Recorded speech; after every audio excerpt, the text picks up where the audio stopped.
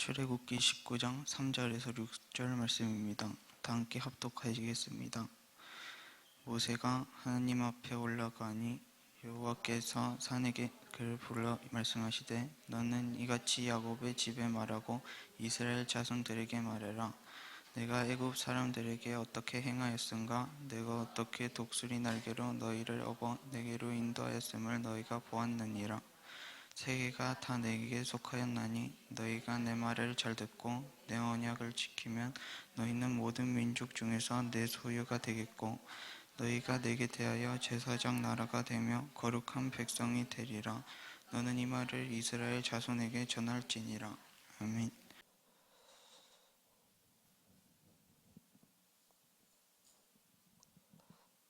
시험 끝났죠? 아직 안 끝났어요? 시험 끝난 사람? 아직 끝난 친구도 있고 안 끝난 친구도 있는데, 네, 남은 시험 마무리 잘 하시길 바랍니다. 끝난 사람들 축하하고, 네. 오늘은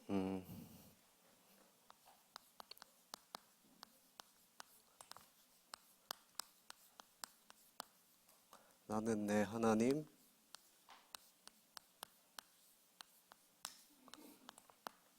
여호와라 하는 제목으로 함께 말씀을 나누겠습니다.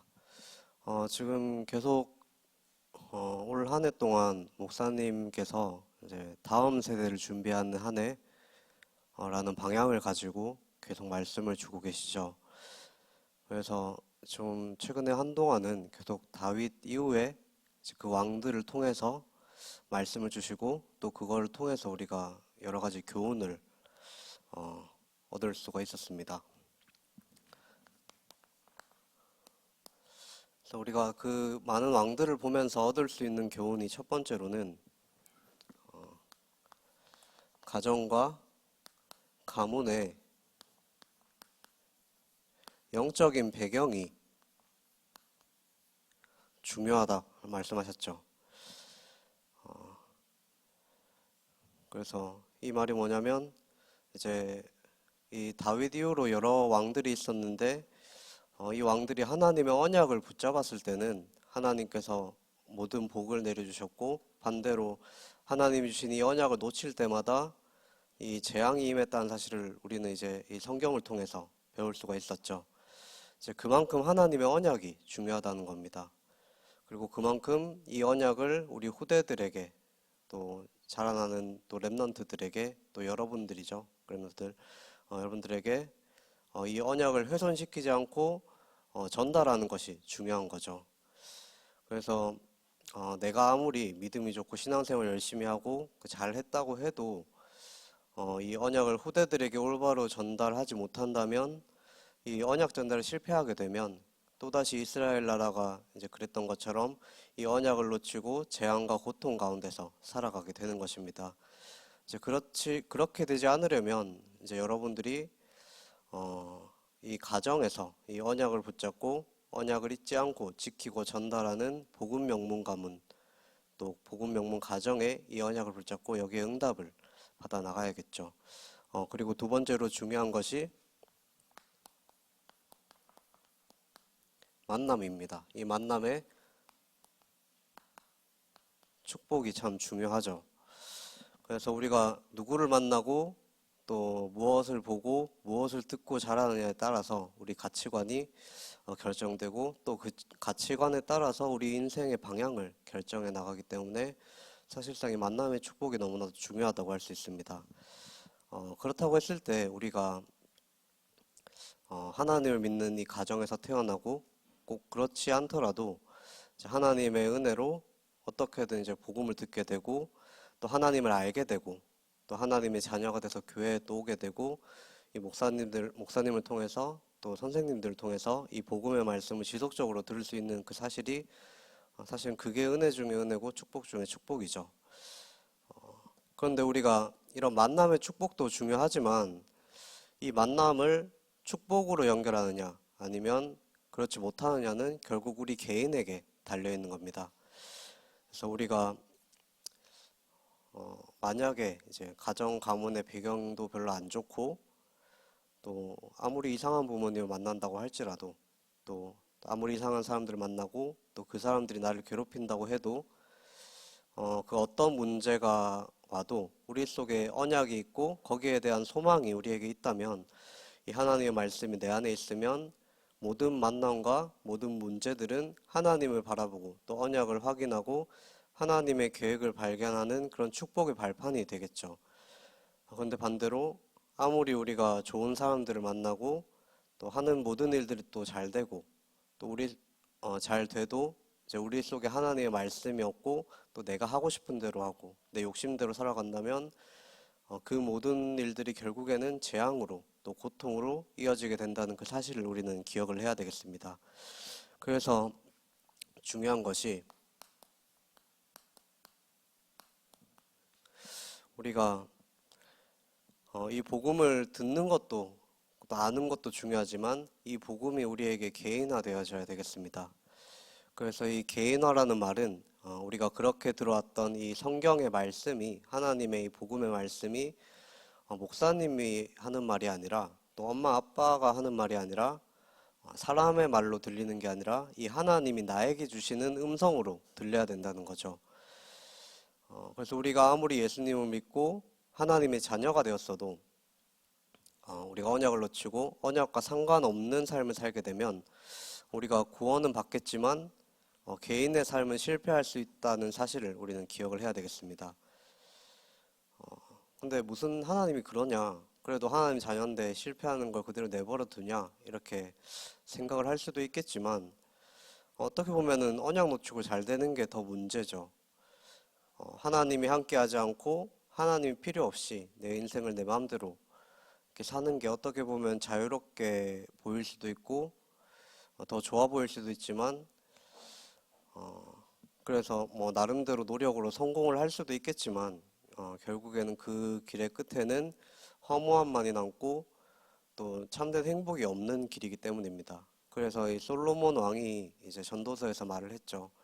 헛되고 헛되고 헛되도다 이렇게 말을 하면서 그 전도서 12장에 이제 너희는 청년의 때에 너희 창조주를 기억하라 이렇게 말하면서 뒤에 중요한 말을 하죠. 곧 공고한 날이 이르기 전에 나는 아무나기 없다고 할 해들이 가깝기 전에 해와 빛과 달과 별들이 어둡기 전에 비 뒤에 구름이 다시 일어나기 전에 그리하라고 합니다. 그래서 하나님 없이 살면 잘 사는 것처럼 보여도 결국에는 그 끝이 멸망의 길이다. 그래서 뒤늦게 모든 일을 다 겪고 난 후에 후회하지 말고 지금 하나님을 기억하고 하나님과 동행하는 삶을 살아라 이 말인 거죠. 그런데 우리 인간이 아무리 실패를 한다고 해도 하나님은 그것과 상관없이 언약을 반드시 실현하시고 성취하시고 완성하시는 분이십니다. 그래서 그 하나님의 언약 성취의 방법이 있죠. 그게 바로 하나님께서 먼저 택하시고 찾아오시고 부르시고 언약을 우리에게 먼저 주시는 것입니다. 그래서 우리가 아브라함을 믿음의 조상이라고 하잖아요. 근데 이 아브라함이 처음부터 믿음이 좋았던 건 아닙니다. 하나님을 믿었지만 문제가 생겼을 때 불신앙도 많이 했고 또 인본주의도 나름대로 많이 썼고 자기 나름대로 머리도 많이 굴리고 문제 앞에서 하나님을 바라보기보다는 염려하고 갈등하고 그런 인간적인 방법들을 쓸 때가 많았죠. 그런데 왜 아브라함이 믿음의 조상이냐? 이 아브라함이 믿음이 처음부터 좋아서가 아니라 성실해서가 아니라 이 하나님이 그렇게 선택을 하셨기 때문입니다. 그래서 하나님이 택하신 주의 종 아브라함에게 하나님은 계속해서 말씀을 주시고 언약을 각인시키시고 또 수많은 상황과 갈등들을 통해서 믿음을 자라나게 하셨죠. 그래서 이 아브라함은 하나님의 절대 주권 속에 있었던 것입니다. 그래서 하나님께서 이 아브라함을 부르시고 찾아오신 것처럼 하나님께서 여러분들을 택하시고 함께 하시길 원하세요. 그래서 여기에 여러분들이 오게 된 것도 사실 그냥 온 것 같지만 하나님께서 여러분들을 너무나 사랑하시기 때문에 여러분들을 선택하셨고 또 이 자리에 올 수 있도록 여러 가지 상황들을 통해서 인도를 하신 것입니다. 그래서 이 사실을 여러분들이 꼭 기억하시기 바랍니다. 그래서 하나님이 택하신 이 믿음의 사람들은 공통적으로 한 게 있었죠. 성경을 보면 여호와께 단을 쌓았다라고 얘기를 합니다. 이게 뭐냐면 하나님 앞에 기도했다는 말이죠. 그래서 이 믿음의 사람들은 특히 자신의 한계가 왔을 때 하나님 앞에 엎드려서 기도를 했죠. 우리가 기도가 뭡니까?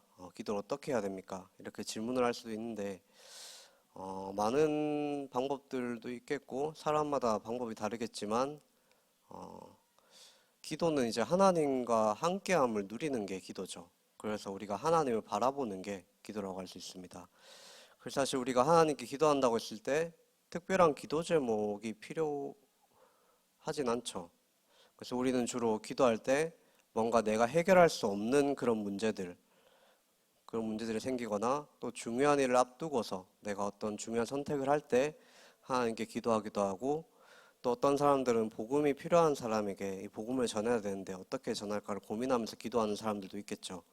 근데 어떤 이유로 기도하든지 간에 이제 여러 다른 기도 제목들을 가지고 기도를 하는데, 중요한 거는 이 기도 제목이 뭐냐가 아니라 이 어떤 기도 제목을 가지고 기도하든지 간에 하나님 앞에 엎드리는가, 하나님을 바라보는가가 중요한 겁니다.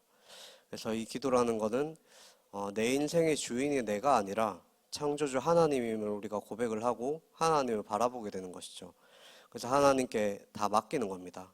그래서 진짜 기도하는 사람들은 우리가 기도하는 그 문제들을 두고 기도를 했을 때 그 문제가 해결이 되지 않아도 그 문제가 해결되고 안 되고에 크게 영향을 받진 않죠. 진짜 기도하는 사람들은 오히려 기도하는 그 순간에, 하나님 앞에 서는 그 순간에 이제 하나님이 나와 함께 하시고 내 인생의 주인 되셔서 나의 삶을 이끌어 가시는 그 하나님을 체험하고 그것만으로도 만족하고 감사하는 그런 삶을 살게 되는 것입니다. 그래서 하나님은 지금도 여러분들과 함께 하고 계시고 또 동행하기를 원하십니다. 그래서 하나님을 바라보는 그 시간이 오기만을 하나님은 기다리고 계시죠. 그래서 여러분들에게 이제 하나님을 바라보고 참된 하나님을 바라보는 참된 기도를 회복하는 그런 시간이 회복되기를 간절히 소원하겠습니다. 오늘은 출애굽 이후의 사건이죠. 이 사건을 통해서 하나님은 우리와 함께 하시기 위해서 어떤 일을 행하셨는가를 함께 보도록 하겠습니다. 그래서 지난주에는 이 이집트의 신들에 대한 하나님의 심판과 또 모세와 이스라엘 백성들의 출애굽에 대해서 얘기를 했었죠. 그래서 이 출애굽의 목적이 하나님의 나라의 실현과 성취와 완성의 언약을 이루시기 위해서 이 출애굽하게 하신 겁니다. 그 언약은 이 하나님께서 아브라함에게 내 씨를 통해서 인간에게 일어나는 모든 문제의 근본적인 문제, 이 사탄에게 속아서 죄를 짓고 하나님과 그 관계가 단절돼서 이 저주와 재앙 가운데 지옥 권세 아래 살아갈 수밖에 없게 된 그 인간이 도무지 해결할 수 없는 이 문제를 해결할 메시아 그리스도를 보내시겠다는 이 언약을 아브라함에게 주셨죠. 그래서 이 아브라함의 후손들이 바로 이 이스라엘 민족들입니다. 그래서 그리고 또 이 메시아를 보내기로 약속한 땅이 가나안 땅이죠. 그래서 이스라엘 백성들을 메시아가 올 가나안 땅으로 보내시기 위해서 하나님께서는 이스라엘 백성들을 출애굽을 시키신 것입니다. 이때부터 이 이스라엘 백성들의 언약의 여정이 시작이 됐죠. 그래서 하나님께서 이 구원으로 이제 애굽에서 탈출하게 된, 하나님의 구원으로 애굽에서 탈출하게 된 그 이스라엘 백성들이 이제 가나안 땅으로 가기 위해서 광야길을 걷게 됩니다.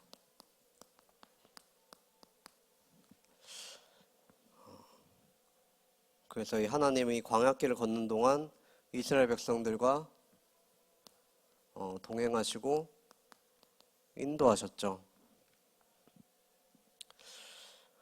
이 광야는 어떤 곳이냐면 사막입니다. 그래서 낮엔 엄청 덥고 햇빛도 쨍쨍하고, 또 반대로 밤 되면은 일교차가 심해져가지고 너무 춥고, 그렇게 하루도 걸어가기 힘든 그런 광야길을 이스라엘 백성들은 40년 동안이나 걸어갔죠. 그 도저히 인간의 힘으로는 갈 수 없는 그 길을 하나님께서는 그거를 아시고 낮에는 구름 기둥으로, 그리고 또 밤에는 불 기둥으로 이렇게 인도하셨습니다. 출애굽기 13장 22절. 근데 그렇게 한참 가고 있는데 또 문제가 생기죠. 이집트 군대가 다시 이스라엘 백성들을 잡으러 온다는 소식을 들은 겁니다. 근데 설상가상으로 이제 앞에는 홍해라는 바다가 가로막고 있었죠. 그래서 더 이상 앞으로 갈 수도 없고 다시 돌아가면 이 이집트 사람들한테 잡히는, 이집트 군대에 잡히는 그런 상황이 오게 됐습니다. 그래서 이런 상황에서 이스라엘 백성들은 또다시 그 모세를 원망했죠. 너 때문에 괜히 나와가지고 우리가 죽게 됐지 않냐. 우리가 잘 살고 있는 우리를 왜 이끌어내서 우리를 죽게 만드느냐. 이렇게 또 원망을 합니다. 분명히 애굽에게 10가지 재앙을 내리시고 또 심판하신 하나님의 능력을 보고서도 당장 눈앞에 위기가 오니까 싹 다 까먹고 이제 원망하고 불신앙을 한 거죠. 근데 이때 모세가 또 말합니다. 13절에 너희는 두려워 말고 가만히 서서 여호와께서 오늘 너희를 위하여 행하시는 구원을 보라. 이렇게 말하면서 그러면서 이제 하나님께서 말씀하신 대로 지팡이를 홍해 앞에 갖다 대니까 이 홍해가 갈라지는 기적이 일어났죠. 그래서 그걸 통해서 이스라엘 백성들은 또다시 하나님이 살아계심을 체험을 하게 됩니다. 이렇게 하나님께서는 아직까지 불신앙 속에 있는 이스라엘 백성들을 책망하지 않으시고 능력으로 역사를 하신 거죠. 어떻게 보면 이게 하나님의 방법이라고 할 수 있습니다. 우리도 마찬가지로 때로는 불신앙을 할 수가 있겠죠. 근데 우리가 아무리 불신앙을 하더라도 우리가 하나님께서 택하신 언약의 백성이 분명하다면 이 언약의 여정길을 걸어가게 하시기 위해서 하나님은 문제를 주셔서라도 깨닫게 하시고 이 불신앙의 뿌리를 뽑게 하신다는 겁니다. 그래서 이걸 보고 체험한 이스라엘 백성들은 다시 한번 여호와 하나님을 경외하게 됐고 또 이 모세가 하나님의 종이라는 그 사실을 믿고 또 지도자로 인정을 하게 되죠.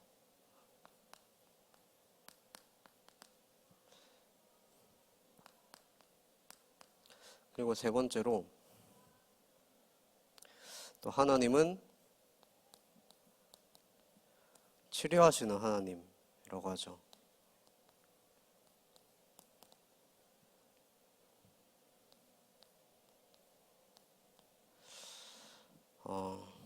성경 말씀을 보면 이제 이스라엘 백성들이 가는 길 동안 하나님의 말씀을 순종하고 지키면 이 애굽에 내렸던 모든 질병이 하나도 없게 하겠다라고 말씀하시면서 나는 너희를 치료하는 여호와다 이렇게 말씀을 주셨습니다.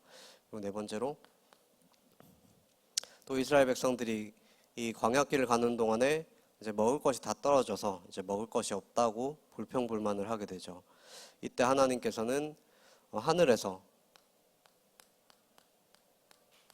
이 만나를 내리셔서 이스라엘 백성들을 먹이셨죠. 그러다가 또 이번에는 만나가 질린다고 이제 고기 먹고 싶다 이렇게 얘기하니까 또 메추라기 떼를 이제 보내셔서 또 고기도 먹이셨습니다. 그리고 또 마실 물이 없을 때는 이 반석에서 또 물이 나오게 하셔서 또 마시게 하셨죠. 제가 이 성경 구절을 쓰는 이유는 한번 쭉 일주일 동안 묵상을 해보라고 쓰는 겁니다.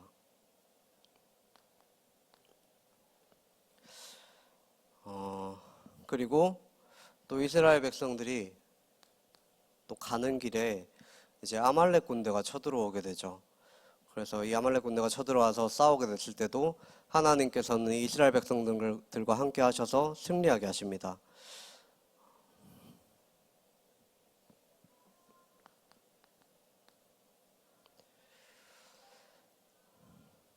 이게 출애굽기 17장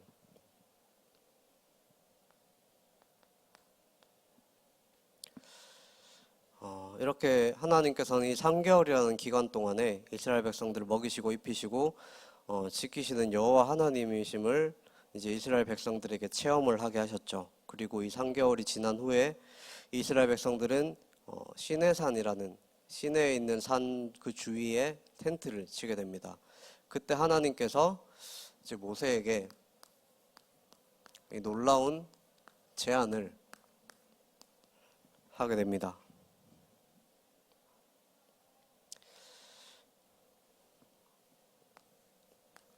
하나님의 놀라운 제안이죠.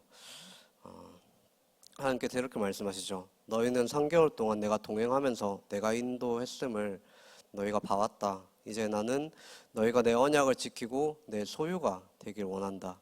그래서 이 세계가 다 나에게 속해 있다. 만일 너희가 내 말에 순종하고 이 언약을 지키면 너희를 보물처럼 소중히 여기고 너희의 하나님이 되겠다. 그래서 이제 너희를 제사장 나라로 삼고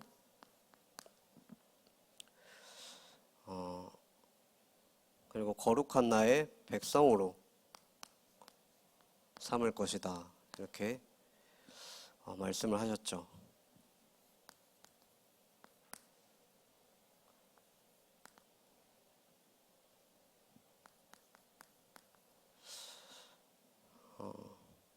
그래서 이 아브라함과 이삭과 야곱에게 준 그 언약대로 이 후손인 너희를 나의 백성으로 삼고 이 제사장 나라를 만들 것이다. 이렇게 말씀을 하신 것입니다. 그래서 이 말을 전해들은 이제 이스라엘 백성들은 기쁜 마음으로 우리가 하나님의 백성이 되겠다고 말을 하죠. 그래서 하나님께서 이 시내산에서 언약을 주십니다.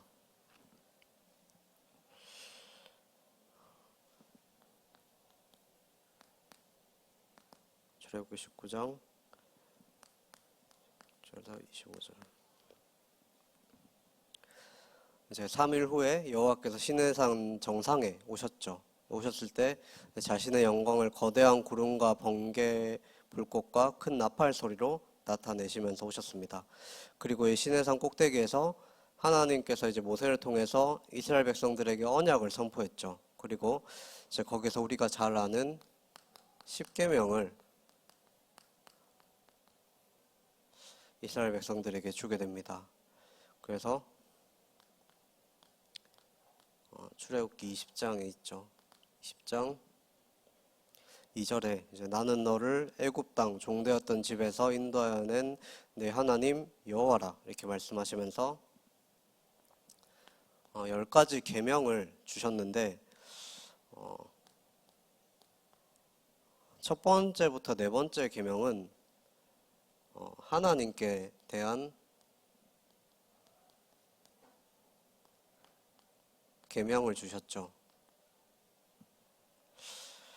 그래서 나 외에 다른 신들을 섬기지 말라. 나를 위하여 우상을 만들지 말고 그것에게 절하지 말라.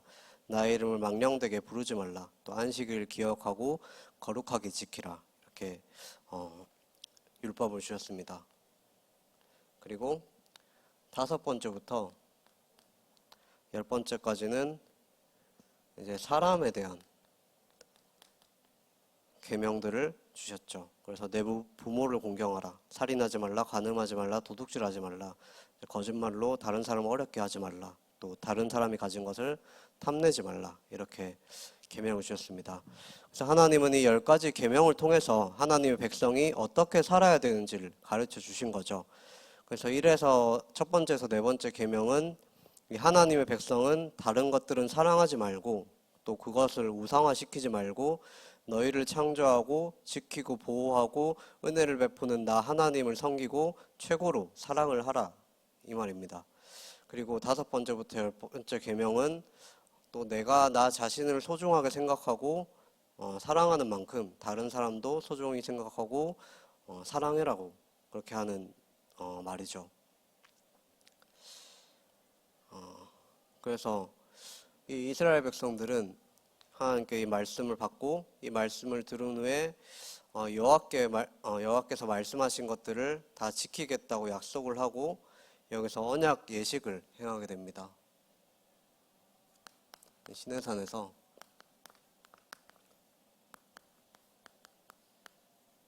언약 예식을 행하게 됩니다. 그래서 이게 출애굽기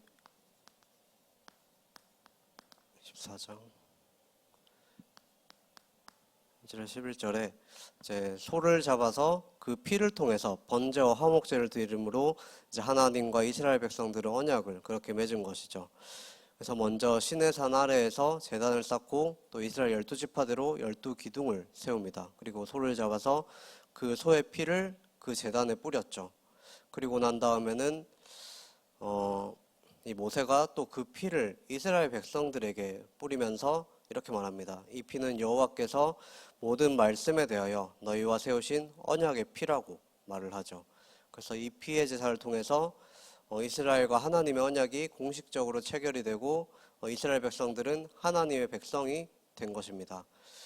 그리고 이제 모세와 이스라엘 대표하는 또 이 70명의 장로들은 이제 하나님의 발 앞에서 그 소의 고기를 잡아서 함께 먹었죠. 그래서 이게 하나님 앞에서 식사를 했다는 말은 이제 여호와 하나님께서 이스라엘의 하나님이 되시고 이 이스라엘은 여호와의 백성이 되었다는 것을 의미를 합니다. 그래서 우리가 이런 시내산에서 이루어진 언약을 보면서 우리가 생각해야 될 게 이 시내산에서 이루어진 이 언약의 의미가 바로 이제 우리를 위해서 십자가에 피 흘려 죽으신 그 그리스도의 언약 성취를 의미한다는 사실을 우리는 기억을 해야 되겠습니다. 그래서 이 원죄 없는 인간의 몸을 입고 오신 예수님이 이 하나님이라는 증거로 구약의 모든 예언을 성취하시고 또 갈보리 십자가에서 우리 죄를 대신해서 피 흘려 죽으시고 부활하심으로써 우리 원죄 문제를 단번에 해결하시고 또 아무도 깨뜨릴 수 없는 그 완전한 언약을 성취를 하셨죠. 예수님께서 이 언약을 성취를 하셨습니다. 그래서 여기 앞에 말한 이 소의 피는 이 소의 피가 아니라 이제 하나님의 예수님의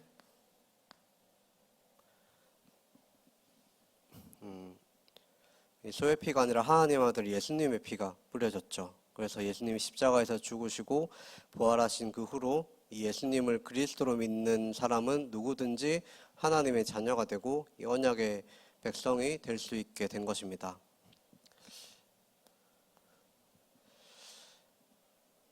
그래서 이제 이 소고기를 먹는 대신에 이 예수님의 살과 피를 이제 상징하는 빵과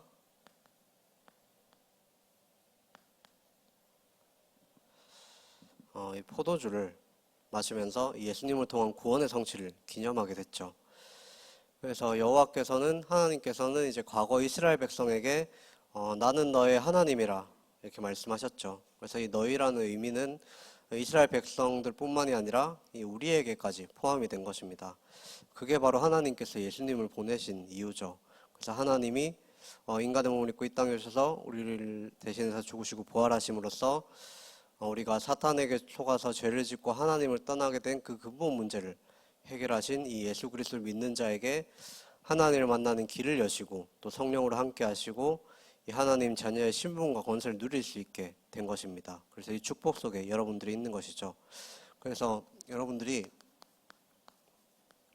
이번 한 주 동안 이스라엘 백성들을 애굽에서 이끌어내시고 또 인도하시고 보호하시고 이 하나님의 백성으로서 언약을 체결하신 이 사건을 묵상을 하면서 이스라엘 민족들이 이제 하나님의 백성이 된 게 과연 우리와 무슨 상관이 있는가를 한번 생각해 보시기 바랍니다.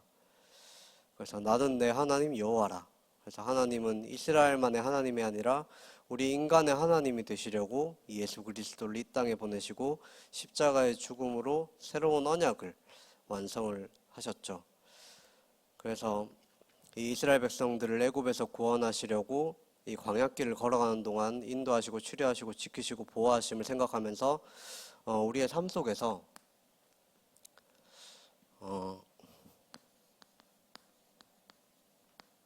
여호와 하나님과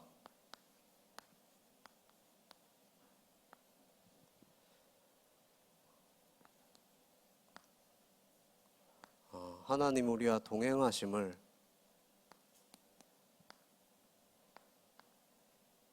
체험해 보시기 바랍니다. 그리고 두 번째로 아까 말한 이 십계명을 통해서 이 십계명의 의미에 대해서 얘기를 했었죠. 우리를 향한